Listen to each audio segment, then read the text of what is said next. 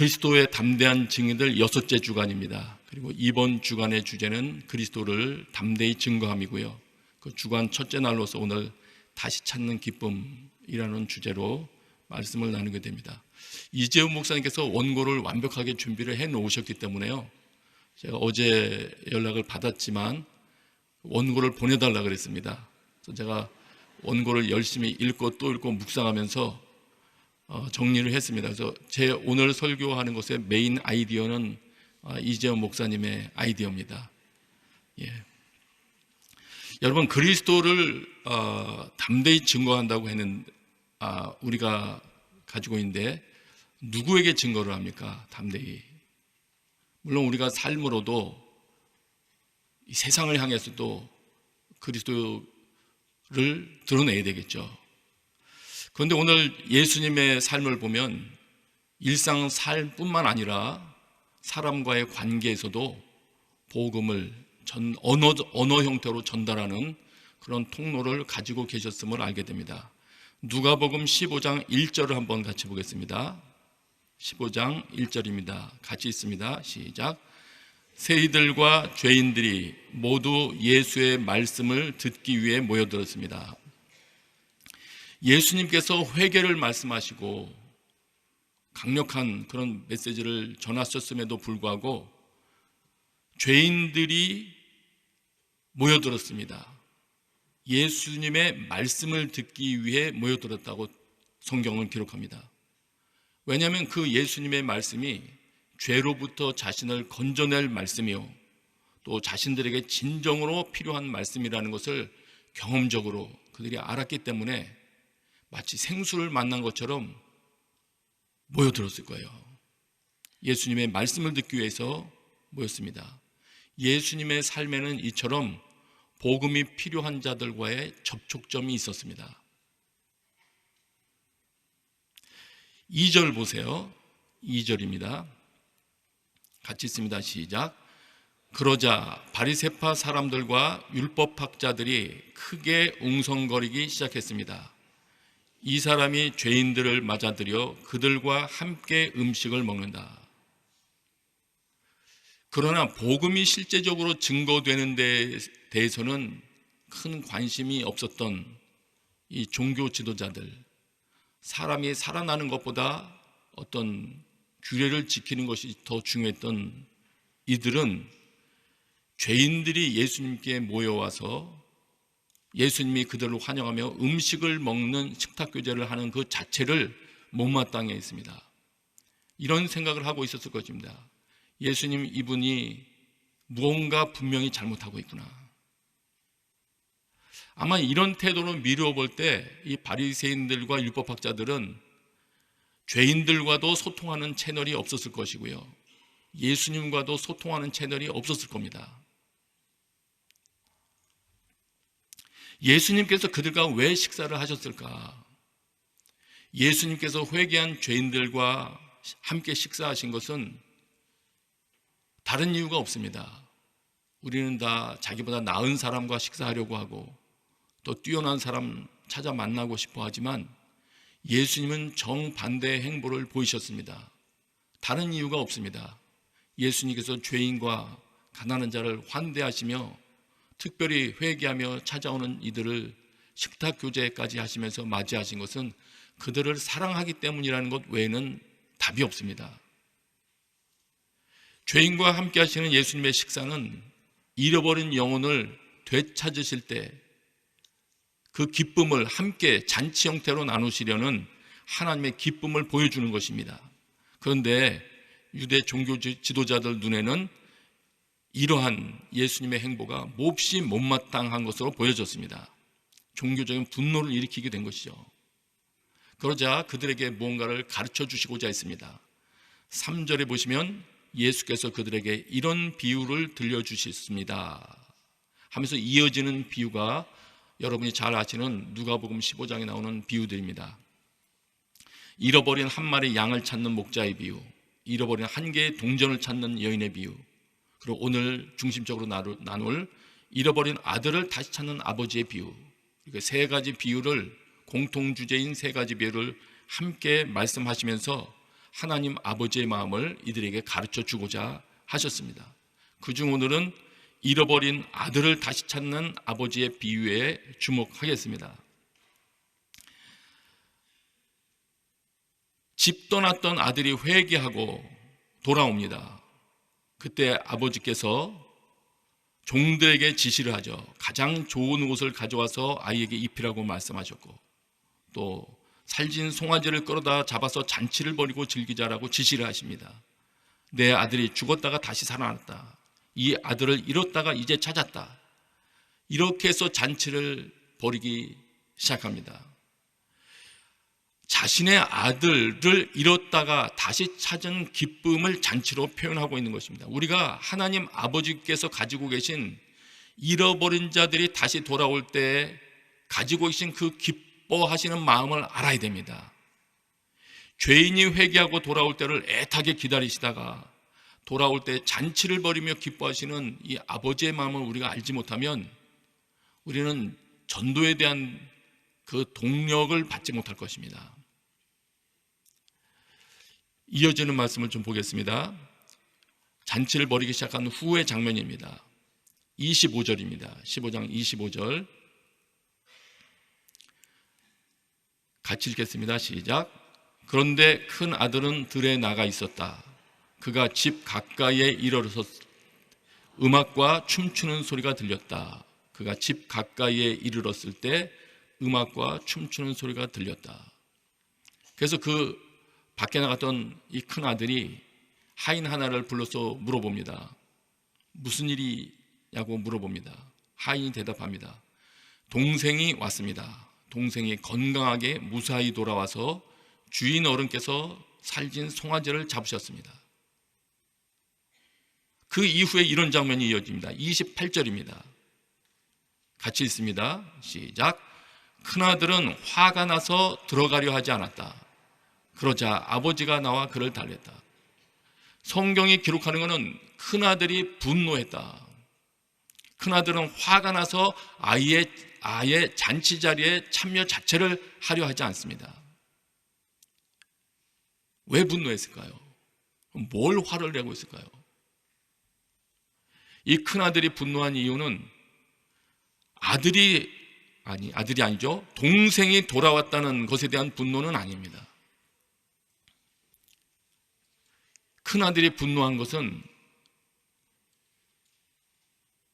동생이 돌아온 것에 대하여 음악 소리와 함께 잔치를 아버지가 베풀고 계시다는 그 사실이었습니다. 그 사실에 큰 아들이 분노하고 있습니다. 집을 나간 아들이 돌아와서 회복된 것을 기뻐하고 또 그의 신분을 회복시켜주고 그의 아들됨을 인정해주고 있는 이 아버지의 은혜의 행동을 큰아들은 받아들일 수가 없었습니다. 아버지의 은혜의 행동으로 기쁨의 잔치가 벌어졌고, 그러나 그 아버지의 은혜의 행동으로 큰아들 마음속에는 분노가 치밀어 오르고 있습니다. 왜 그렇게 됐을까요? 만일 예수님께서 동생이 돌아온 것에 대하여 적당히 훈계하고 적당히 맞이했다면 이런 분노는 일어나지 않았을 것입니다. 마치 이것과도 같습니다. 예수님께서 바리새인들과 세리들을 그저 불쌍한 존재로만 여기셨다면 서기관과 바리새인들은 분노하지 않았을 것입니다. 서기관과 바리새인들을 분노하게 만든 것은 예수님이 그를 환대하고 있다는 것입니다.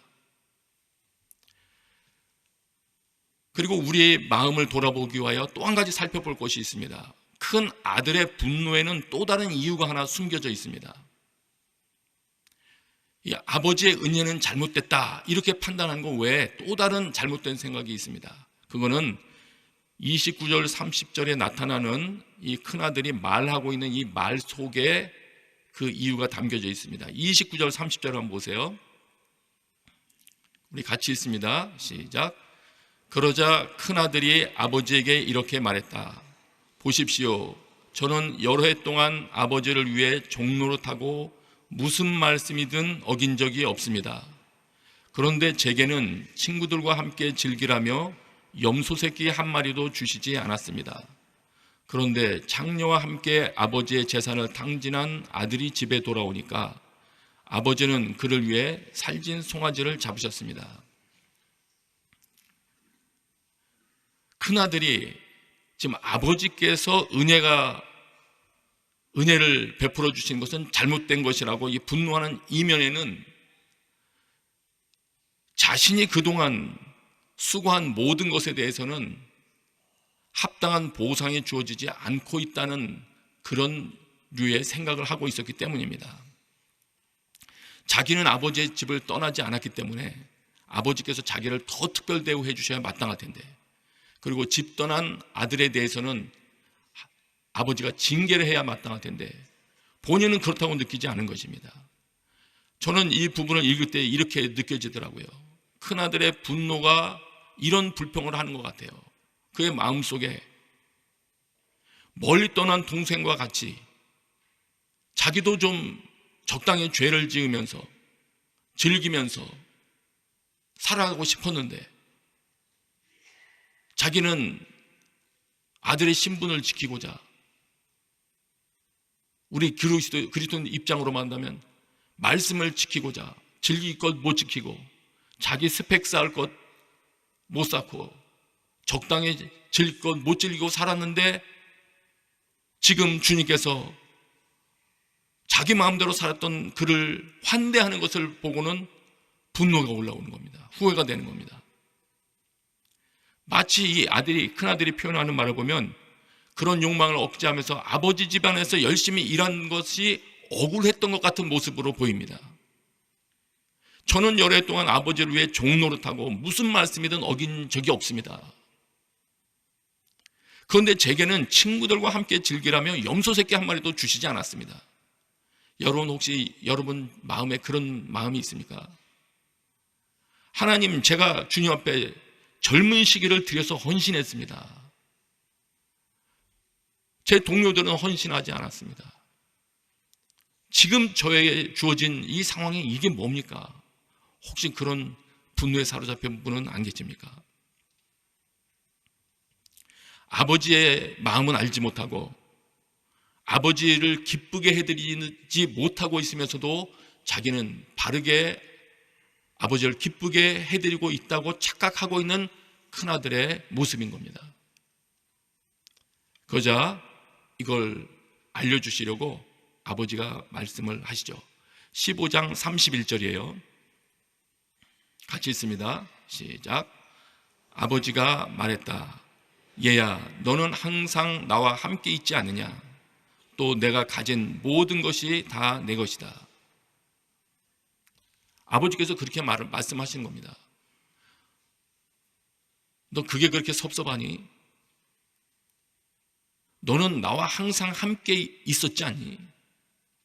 앞으로도 항상 함께 있을 뿐만 아니라 내가 가지고 있는 모든 유산을 받을 상속자 아니니? 지금 너는 뭐가 그렇게 불평스러운 것이니? 마치 이것을 물어보시는 것 같아요. 여러분, 하나님과 함께 거했던 시절들을 진정으로 복으로 여기십니까? 여러분이 만약 젊은 시절부터 하나님을 위하여 헌신한 분들이시라면 그 시기에 다른 것보다도 여러분의 젊은 시기는 하나님과 함께 동행하던 시절이었다는 그 자체만으로도 감사하다는 감사가 충만하십니까? 여러분, 하나님과 함께 했다는 그 자체가 복이 돼야 됩니다. 그걸 복으로 여기는 마음이 있어야 됩니다. 10대 때부터 예수님 믿었던 분들이 여기 계시다면 그 10대 시절에 동료들이 방탕한 생활을 살던 그 시절에 여러분은 10대로서 하나님과 동행했었다는 그것에 대한 감사가 속으로부터 넘쳐나와야 됩니다. 10대 시기에 하나님과 함께했던 사랑 이야기가 나에겐 남아있다. 이것이 자랑거리가 되어야 됩니다. 하나님과 함께했던 경험이 많이 쌓여있다는 것이 진정으로 하나님께서 나에게 베풀어 주신 복이라는 것, 여기에 대한 그 깊은 깨달음이 있을 때 하나님의 마음을 이해할 수 있을 거예요. 억울한 게 아니에요. 다른 이는 누리지 못한 복을 여러분 누리신 것입니다. 그래서 하나님과 함께 있었다는 것을 복으로 알 때, 그럴 때 죄인들을 위해서 아버지께서 특별히 베푸시는 잔치에 대해서 이해함을 갖게 됩니다. 그래서 하나님과 함께 있었던 그 시기도 복으로 알고, 또 죄인들을 위하여 아버지께서 베푸시는 잔치를 베푸시는 그 마음, 그 기뻐하시는 마음도 이해할 수 있게 될 때 우리는 전도에 대해서 새로운 눈이 열릴 거예요. 돌아오는 죄인들에게 베푸시는 은혜를 통해 아버지의 기쁨을 보게 되기보다 자신들에게는 특별 대우가 없었다는 것에 대한 불평만 솟아나고 있었다면, 현재 그렇게 불평을 하고 있다면 아마 자신의 예배와 기도에 문제가 있을지도 몰라요. 감사가 없으니까요. 왜곡된 상태의 생각을 하고 있으니까요. 만일 그렇다면 우리로부터 사람을 살리고자 하는 그리스도를 알리는 복음은 흘러가고 있지 않을 가능성도 있습니다. 전도를 위한 시도와 마음이 없는 자체는 혹시 그런 이유 때문이 아닌지도 모르겠어요. 여러분, 십자가 한편에 달렸던 마지막에 예수 그리스도를 믿게 됐던 그 강도를 부러워하지 않게 되시길 바랍니다. 하나님께 투자했던 많은 시간을, 그 시간이 여러분에게 있다는 그 자체를 더욱더 감사할 수 있게 되시길 축복합니다. 이 비유 속에 나타난 아버지는 큰아들이 이렇게 불평하며 잔치에 들어오지 않고 있을 때 그것을 내버려 두지 않으셨습니다. 이렇게 하십니다. 28절이에요. 큰아들은 화가 나서 들어가려 하지 않았다. 그러자 아버지가 나와 그를 달랬다. 아버지가 뛰어나오십니다. 종을 시키는 것도 아니고 아버지가 직접 나와서 이번에는 큰아들을 달래며 이야기하십니다. 이 사실은 무엇을 알게 합니까? 아버지는 이 두 아들을 다 사랑한 것입니다. 큰아들이 그 사실을 이해하지 못하고 있었던 것이에요. 하나님께서 우리에게 아마 그렇게 말씀하실 수 있겠습니다. 과거에 드렸던 헌신의 시기를 안타까워하고 아까워하는 사람이 있다면, 너 그 시기, 네가 헌신했던 시기 너 혼자 힘으로 했는 줄 아니? 내가 그때 너와 동행해서 너에게 힘을 준 거야. 너는 그것을 감사하게 여기게 돼. 아마 하나님께서 그 음성을 들려줄지 모르겠어요. 마당에 서 있는 위치라면, 잔치 자리에 들어가고 있지 못한 위치라면 아마 그 하나님께서 오늘 다시금 여러분을 찾아와서 말씀해 주실 것입니다. 그래서 잃어버려졌다가 하나님을 멀리 떠났다가 다시 돌아온 그 아들을 위한 잔치가 베풀어졌을 때 기쁨으로 참여할 힘을 우리에게 주시기를 원하실 거예요. 여러분, 오늘 새벽 기도하시면서 그 힘을 얻게 되시기를 축복합니다. 32절입니다. 32절 우리 같이 읽습니다. 시작. 그러나 내 동생은 죽었다가 다시 살아났고 내가 그를 잃었다가 찾았으니 우리가 잔치를 벌이며 기뻐하는 것이 당연하다. 아버지는 큰아들에게 돌아온 아들은 그 아들의 동생이기도 하다는 것을 알려주시면서 너 너의 동생이 다시 살아 돌아왔는데 기쁘지 않니? 이걸 다시 일깨워 주시면서 말씀하십니다. 내가 자신의 아들이기도 하시니까 아버지 입장에서 내가 그를 잃었다가 찾았으니 우리가 아버지와 아들이죠. 잔치를 벌이며 기뻐하는 것이 당연하다.